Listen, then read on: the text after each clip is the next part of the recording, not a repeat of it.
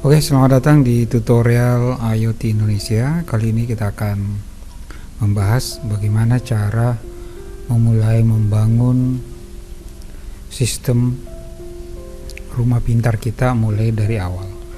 Jadi video ini saya dedikasikan buat teman-teman yang ingin membangun rumah dari awal. Jadi dari awal kita sudah harus siapkan konsep-konsep apa yang ingin kita terapkan dalam rumah kita. Kenapa perlu seperti itu? Karena setelah kita membangun, kita tidak perlu membongkar lagi untuk memasang kabel, menyambung kabel, karena menurut saya dengan ribetnya kabel yang ada itu tidak indah untuk dipandang dan mengurangi estetika dalam rumah. Nah, bagi Anda yang ingin membangun rumah dan ingin juga menikmati rumah pintar, nah mungkin video ini cocok buat Anda. Di video sebelumnya pernah saya buat seperti ini, cuma ada beberapa update yang saya akan tambahkan ya, terkait dengan beberapa penambahan perangkat presence detection atau deteksi kehadiran manusia. Jadi yang pertama, selalu saya mengatakan bahwa rumah itu harus dirancang dari awal jika ingin menggunakan perangkat rumah pintar agar rumah kita terlihat indah tanpa ada kabel yang berseliweran ya. Saya terus terang tipe orang yang tidak suka kalau terlalu banyak kabel ya di dalam rumah. Bahkan kalau sekarang ini di rumah saya ini hampir-hampir nggak ada kabel yang kelihatan ya, kecuali kabel televisi ya. Yang lain itu saya memang dari awal sudah merancang ya, semua dengan bagus. Karena itu merupakan hal yang perlu kita pikirkan di awal sebelum membangun sebuah rumah. Jadi bagi Anda yang baru ingin membangun sebuah rumah, mungkin ini cocok bisa menjadi referensi Anda. Yang pertama, saya mengatakan bahwa rumah kan selalu ada pagar, ada tembok sebagai dinding penghalang kita dari lingkungan luar. Nah, seperti yang saya jelaskan di video sebelumnya yang terkait dengan ini ada beberapa update yang saya akan tambahkan. Jadi di pagar ini kita lengkapi ya, ada beberapa hal yang perlu kita tambahkan tentunya, seperti misalnya CCTV ya. Model CCTV yang kita bisa gunakan tentu yang sifatnya outdoor.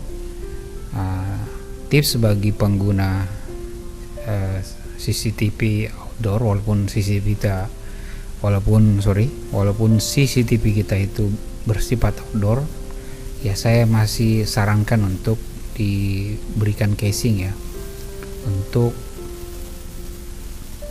keamanan jangka panjang ya. Saya ada beberapa CCTV beberapa tahun yang lalu itu, walaupun di outdoor, dia kalah ya, karena banyaknya air yang masuk ke dalam. Walaupun dia didesain untuk itu, tapi toh masih ada celah untuk masuk ya. Jadi saran saya bagi pengguna CCTV outdoor, pastikan untuk menambahkan casing ya, agar CCTV kita akan lebih awet tentunya. Kemudian yang perlu kita tambahkan juga di sini ya, di pagar ada penambahan ya yang agak berbeda dari video sebelumnya yang saya sudah pernah buat, yaitu kita menggunakan smart door lock ya. Di sini saya tambahkan smart door lock di sini dengan menggunakan sidik jari ya. Jadi sidik jari nanti ini berbasis ISP Home. Jadi kita akan registrasikan anggota keluarga atau siapa saja yang tentu yang berada dalam rumah kita, agar pada saat mengakses pintu kita ini, nanti kita akan mendesain pintu atau skema door lock. Nantinya juga akan saya buat video tersendiri khusus untuk pembahasan pembuatan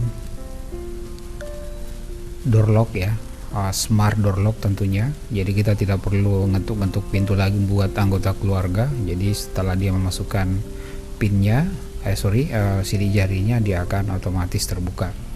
Kita menggunakan tipe door lock yang magnetik ya. Jadi tipe magnet nanti. Kebetulan kalau di rumah saya ini adalah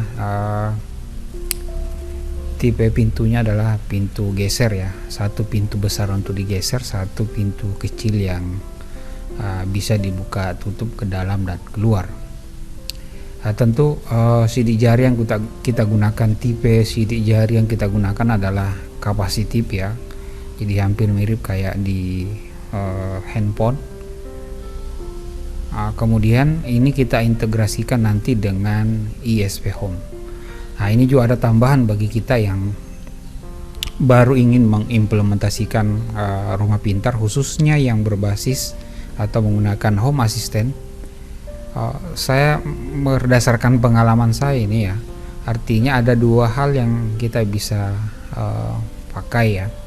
Apakah Anda ingin membeli device jadi, artinya ada beberapa vendor yang menyediakan tentu, atau brand yang menyediakan, baik untuk switch, baik untuk smart plug, baik untuk sensor, baik itu motion sensor atau door sensor, itu banyak tersedia di pasaran kali ini. Jadi ada dua hal yang perlu kita ketahui bagi Anda yang baru ingin mendalami atau betul-betul ingin menggunakan home assistant sebagai basis di rumah masing-masing tentunya. Pertama, ada yang bersifat brand, artinya kita beli jadi, atau yang kedua kita bisa buat sendiri atau DIY atau do it yourself. Nah, kalau menurut hemat saya, kalau dibandingkan dengan yang brand, itu untuk DIY jauh lebih murah. Cuma yang menjadi persoalan kalau DIY yaitu adalah sistem yang kita gunakan nanti akan banyak kabel kelihatan ya, yang berseliweran di tembok kita misalnya akan berada di sini. Nah, ini sengaja saya bahas bagi Anda yang baru ingin menggunakan perangkat pintar yang ada di rumah. Kalau kita ingin menggunakan DIY dari awal, pada saat kita membangun rumah kita ini, kita sudah harus siapkan untuk itu ya. Jadi nanti kabel itu akan rapi, jadi semua tersembunyi ya. Jadi kita semua tersembunyi dalam pipa-pipa paralon atau pipa listrik. Kita sudah masukkan ke dalam. Jadi misalnya kita ingin menggunakan door sensor yang pakai kabel ya, kan ada juga door sensor motion sensor yang berbasis ada juga door sensor yang berbasis kabel ya. Nah, tentu yang berbasis kabel ini menggunakan daya listrik.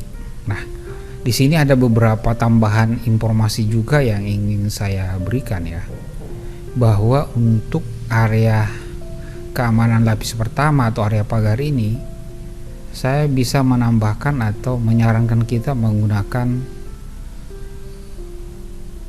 sumber powernya dari aki, kemudian kita bisa menambahkan solar panel untuk sumber chargernya. Kenapa? Karena ini sangat krusial ya, ini lapis pertama ini ya. Jadi semua device pintar yang berada pada security atau keamanan lapis pertama ini, kita menggunakan basis sumber dayanya adalah berbasis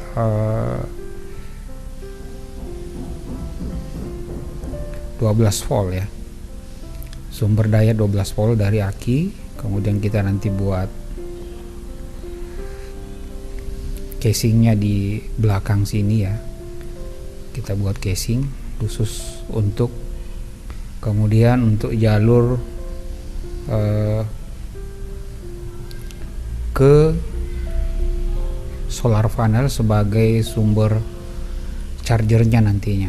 Jadi kalau misalnya mati lampu ya, CCTV tetap bisa berfungsi sebagaimana mestinya ya. Jadi ada beberapa hal tentu yang menjadi perhatian kita bagi pengguna rumah pintar ya. Jadi pada saat mati lampu ya, nggak ada yang bisa berfungsi tentunya. Nah, sebagai update dari video saya sebelumnya, saya menggunakan bahwa di keamanan lapis pertama ini ya, kita menggunakan sumber daya dari aki yang dicharger langsung dari solar panel yang bersumber dari sinar matahari tentunya. Nah, di situ kan ada nanti kita akan bahas khusus itu juga nanti, khusus untuk pembahasan itu ya. Nah, ini adalah alternatif yang kita bisa gunakan agar semua perangkat yang ada di lapis pertama kita ini bisa terus aktif ya. Jadi tadi setelah kita ada smart door lock di sini, juga nanti akan ada selain dari smart door lock tadi, juga nanti akan ada bell ya, smart bell juga di sini ya, smart doorbell tambahan ya. Jadi pada saat tamu memencet, otomatis akan berbunyi bel dalam rumah, kemudian akan mengcapture foto yang ada orang yang berada dalam pagar atau yang memencet bel tersebut. Tentu juga akan mempermudah kita bagi kita yang berada dalam rumah. Kalau misalnya keluarga yang ingin masuk, di situ nanti di pesan HP kita akan muncul buka atau abaikan. Jadi kalau kita buka, otomatis pagar ini akan membuka, jadi sisa didorong atau ditarik, sang tamu bisa masuk. Kalau kita abaikan atau ignore pesan di HP kita nantinya, maka pintu itu tidak terbuka, berarti kita akan buka manual ya, seperti itu. Ya, ini beberapa update yang saya tambahkan.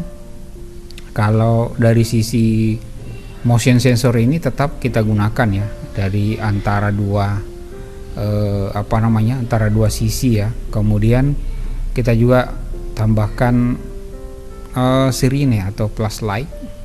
Jadi kalau misalnya dalam kondisi tertentu, pada waktu-waktu tertentu, artinya malam hari di atas jam 12 dan semua anggota keluarga dalam rumah ada intruder masuk, ini akan bekerja ya, artinya sensor akan bekerja untuk menyalakan sirine dan menyalakan semua lampu yang berada pada area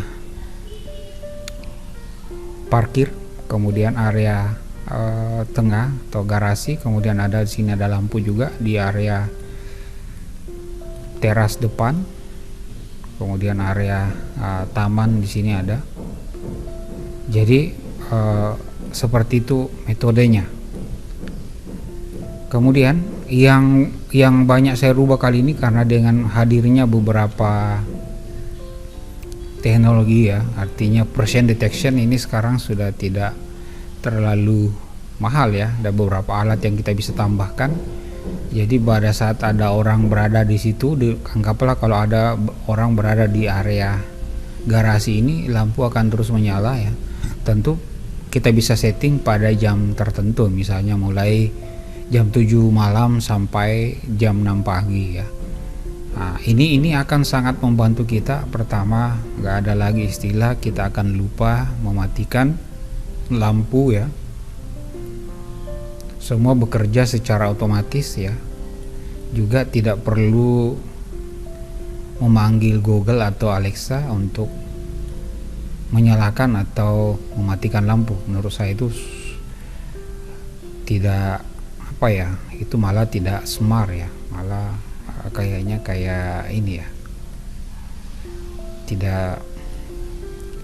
bukan menjadi rumah pintar lagi. Rumah pintar kalau menurut saya adalah dia bekerja secara silent, dia bekerja secara otomatis tanpa atau intervensi manusianya itu hanya 5-10% saja. Jadi kita hanya mengecek apakah semua rutinitas atau otomasi yang bekerja itu secara otomatis tanpa perlu menggunakan atau memanggil ke Google ya. Saya juga di awal pada saat mengenal rumah pintar atau perangkat rumah pintar ini, saya lebih banyak menggunakan Google ya. Tapi lama kelamaan secara seiring dengan waktu, saya merasakan bahwa itu sudah tidak cocok lagi ya menurut saya. Ya kalau satu perangkat sih oke, artinya kalau dalam satu rumah itu sudah banyak, kalau mau nyalakan, mau matikan, harus memanggil, wah itu jadi pekerjaan lagi itu. Nah solusi untuk saat ini adalah dengan hadirnya presence detection ya.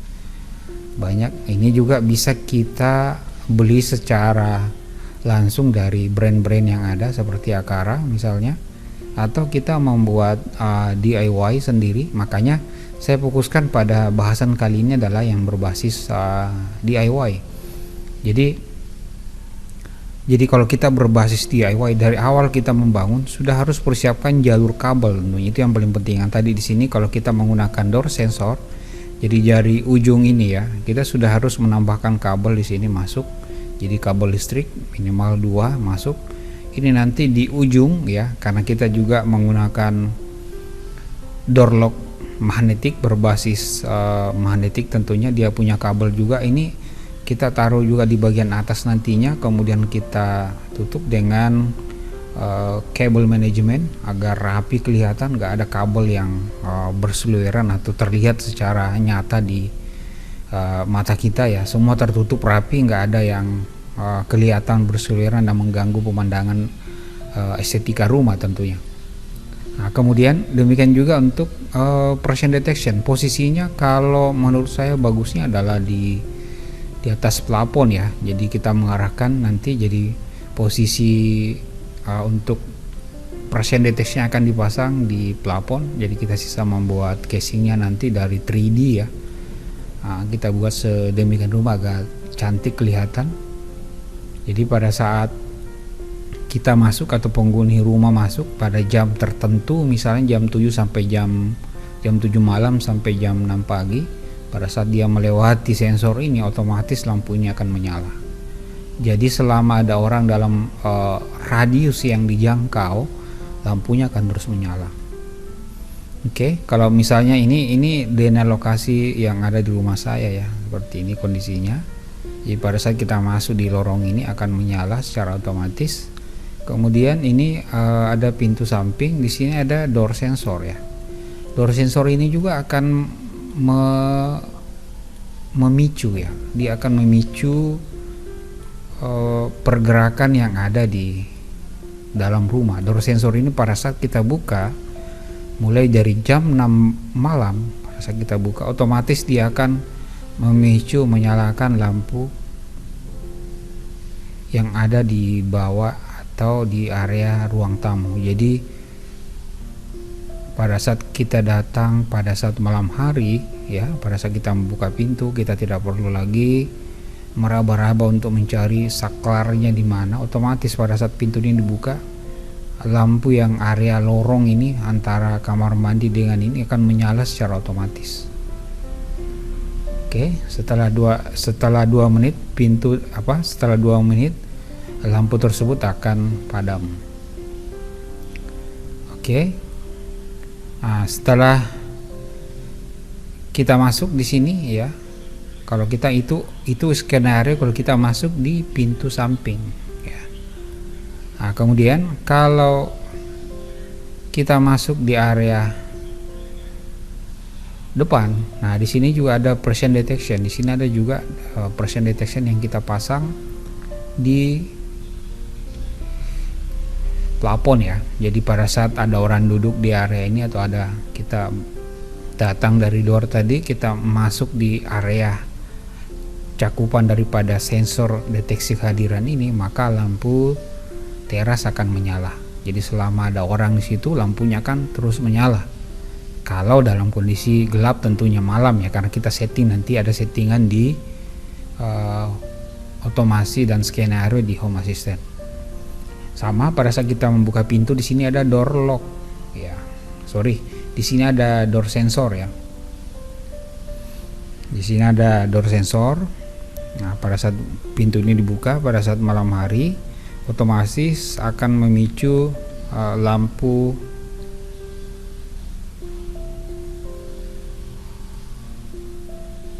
ruang tamu menyala ya selama 2 menit setelah ditutup. Nah, kemudian juga di ruang tamu ini ada update yang sebelumnya saya menggunakan deteksi kehadiran dari smartwatch ya. Menurut saya itu ya sudah sedikit ketinggalan ya, karena kita harus membutuhkan device, kemudian kita membutuhkan juga base station untuk itu. Nah, kalau ini tidak, betul-betul presence detection yang di sini adalah kita tempatkan di plafon juga di dekat area kipas.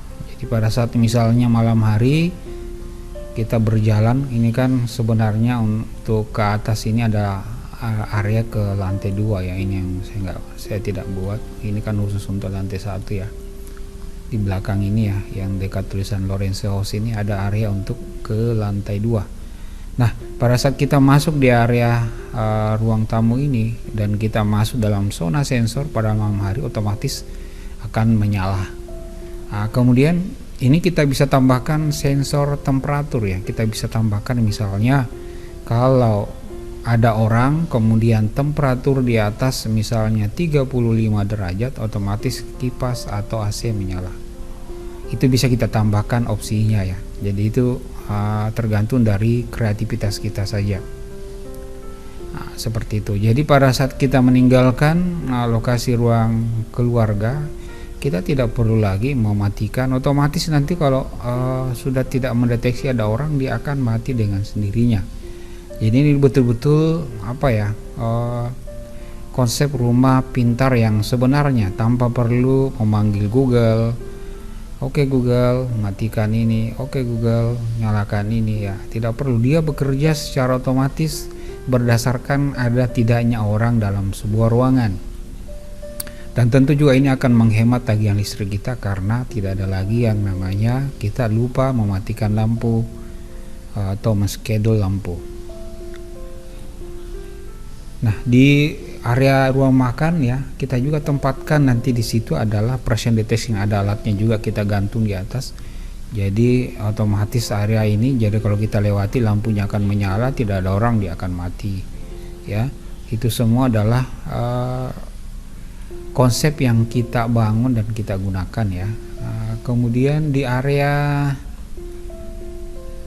ruang keluarga lantai 1. Nah, di sini juga di bawahnya juga kita buat atau kita tambahkan presence detection. Kenapa itu penting presence detection ya? Jadi pada saat misalnya anggota keluarga sudah tidak menonton ya, sisa tinggalkan saja, otomatis nanti akan mati, televisinya mati, lampu yang ada dekat televisi mati, semua mati di area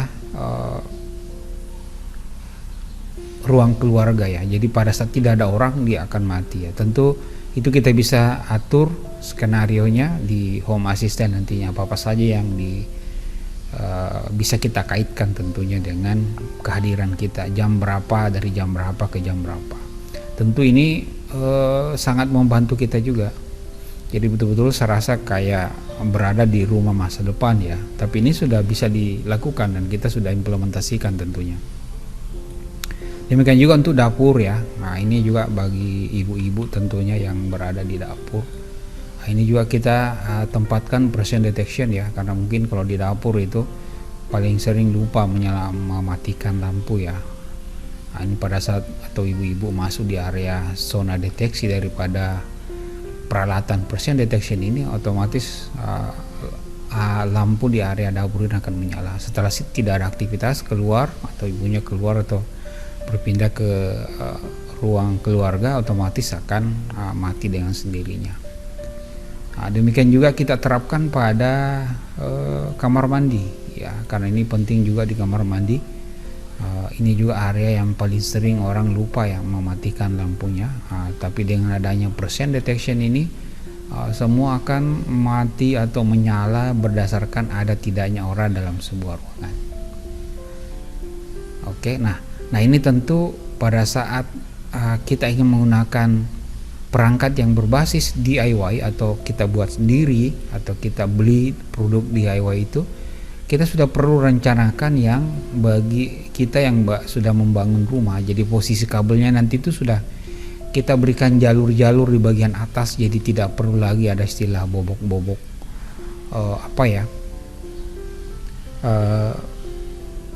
tembok untuk memasang. Jadi smart tapi tidak estetik kelihatannya, jadi malah ribet dengan banyaknya kabel yang berseliweran. Saya tipikal orang yang suka yang rapi terus terang ya.